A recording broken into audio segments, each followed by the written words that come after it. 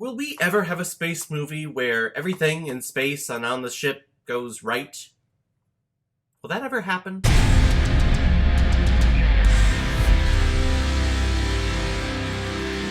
Europa Report, released in 2013 and is directed by Sebastian Cordero, who's directed such films like Ratas, Ratones, and Rateros, and such as Life in the Tropics. And this film stars Christian Camargo, Ana Maria Marinka, Michael Nickfest, Daniel Wu, Carolina Wydra, Charto Copley, and Empath Davids. Europa Report follows 6 astronauts on their mission to one of the moons of Jupiter, Europa, because we have discovered several sources of water and heat signatures on the moon, which potentially means that there are living organisms there. But along the way on their journey, things go wrong and our astronauts have to adapt. I mean, that goes without saying, right? This is a space movie, and we're exploring to see extraterrestrial life.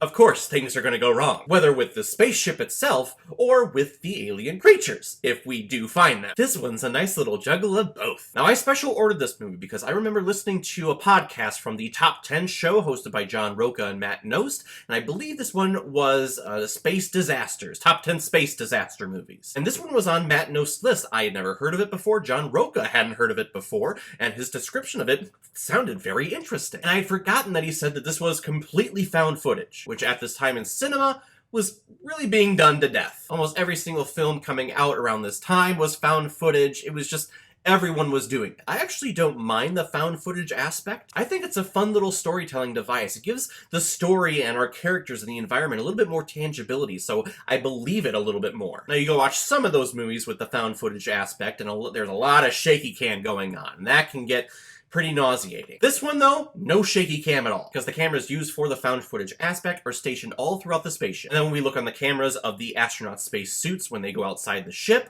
they're actually so close. There's a really huge close-up on their faces. Almost like a GoPro, too. It's not moving at all. But I gotta say, I had a good time with this movie. It is narrated by the funder of the mission. It was a private mission, and she was talking about how, oh yes, we received communication and footage from the mission, which they're spoiling it a little bit, letting us know that not all the astronauts are going to make it back at the end of this. But I think the concept behind this is really smart, because when the founder is talking and a bunch of the other scientists that are back here on Earth are talking about the communication and the footage that they found, it's done like you're watching a National Geographic special. And I absolutely love that choice. And typically with these thrilling horror space genre type movies, you get a lot of not the best actors, but I was actually pretty impressed with everyone here. Ana Maria Marinka, she's our lead, she's the pilot of the spaceship, and I really enjoyed her performance. I had never seen her before, and I think she was very genuine, and she was very real, and I believed everything that she was saying. Charto Copley is in here, and I know him from District 9, and I thought he was fantastic in that movie.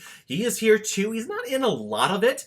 Oh shit, I think I just spoiled it. Oh, it's fine, he's still a great character. But I guess going off of that point, this film is told in a non-linear structure. When the film starts out, we see our crew, and it's 6 months after initial liftoff. And then it goes back and forth between 19 megs, 20 megs, and then back to 6 months. And as you're flipping back and forth, you realize that the seats in the cabin, in the cockpit, like, well, not all of them are full. What's happened here? At first, I didn't know how I felt about that storytelling device in this movie. I'm like, couldn't we just go in a linear structure from beginning to end? But I'm a big fan of nonlinear structure, so when you present it to me, I'm typically very forgiving, and I think it works here. In the end, I think it was a good choice. Now, one little thing that bothered me is that when they do land on the moon of Europa, all of the crew members go down to the moon. And that bothered me. I'm not a scientist, I don't know NASA's protocol at all, but wouldn't it make sense for one crew member to stay behind on the spaceship in orbit around the moon? You know, just for safety's sake? I feel like that would make the most sense. I don't know, I guess maybe all of them wanted to go down on the moon because story. Now, this is more of an independent feature, so the budget on this movie that was almost non-existent. I think it said it was listed under $10 million. And I'll be honest, I think that this movie looks fantastic for being under $10 million. The spaceship, the costuming, the environment, the wire work when we get to the sections of the ship that have zero gravity, I thought all looked really good. Now, like I said, this is a space thriller, so of course when we get to Europa, we're looking for intelligent life out there, right?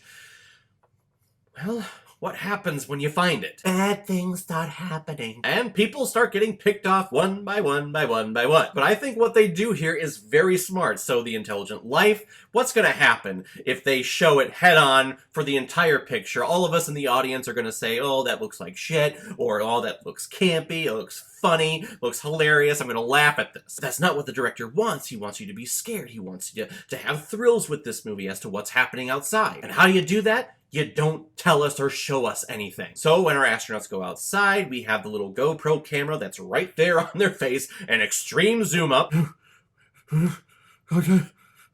See? What's going on? And you can see the terror in their face and in their eyes, and actually you can see a little bit of the reflection of the alien creature in their eyes, so you get a little taste of it, but with the budget being so low, you don't have to spend too much money on that. I think it's smart, I think it's a great choice, and it adds a lot to the aesthetic of this movie, the found footage idea of it. I know we're so gung-ho about going to Mars because it's really the next step after the moon, and I've been listening to a ton of Neil deGrasse Tyson, a lot of different scientific podcasts. I wish that we had the discovery bug, the exploration bug like we had back in the 60s when we had the space race. But from what I've come to learn is that, well, we only did all that exploration, landing on the moon and advancing ourselves technology-wise back then, well, because we were at war with someone. Now we're not really at war with anyone. We're not racing to get to Mars first. We're not trying to beat anyone. So if that's the case, there's really no sense of urgency to get there first. Will it happen in our lifetime, humans landing on Mars? Yeah, probably. But you have all these stories, all these movies about us getting there now, and you just want us to get there now. It ain't gonna happen. Plus, if we're doing these missions, if we're going to Mars, if we ever go to Europa or any far out planet like that, you gotta find a crew of people that are willing, or at least they know that they're gonna die out there. Going to Mars? Okay. You're gonna go to Europa? You're probably not coming back. The amount of time it takes, the confined space that you're living in, something's eventually going to go wrong, and all of you are probably going to die. That's not a spoiler with this movie at all. That's just kind of a scientific fact, I think. If you're traveling a very long ways in space, you're probably going to bite it. But it's worth it, right? I'm going to give Europa Report 4 out of 5 Blu-rays. It's good. It's good. Alright everyone, now comes my favorite part in my videos, where I pick which movie I'm going to be watching next. The next one comes as a recommendation from one of my fans and subscribers. She's recommended other movies on this channel before, and I got one for her. Gemma R., you recommended Kill Bill, Volume 1. It's the first one. The first before the second one. One of the quintessential movies from Quentin Tarantino, Mr. Know-It-All director. I remember pushing off watching this one because when this one came out, I think it was the early 2000s, like 2003, somewhere around there.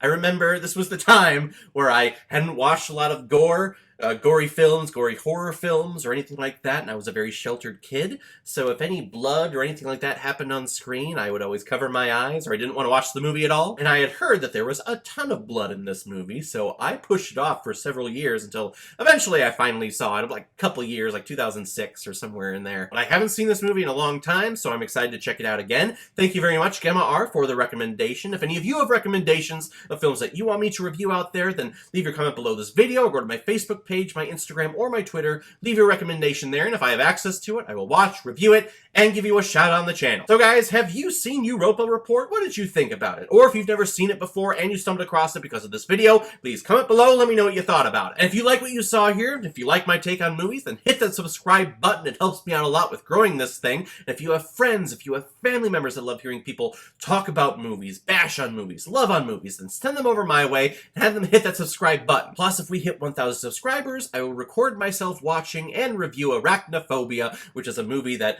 I am scared to death of watching ever since I was a little kid. It's going to be good for you. So everyone, I will see you next time with my review of Kill Bill Volume 1. So in the meantime, be well, be good to each other, and go watch a movie. Take care, guys.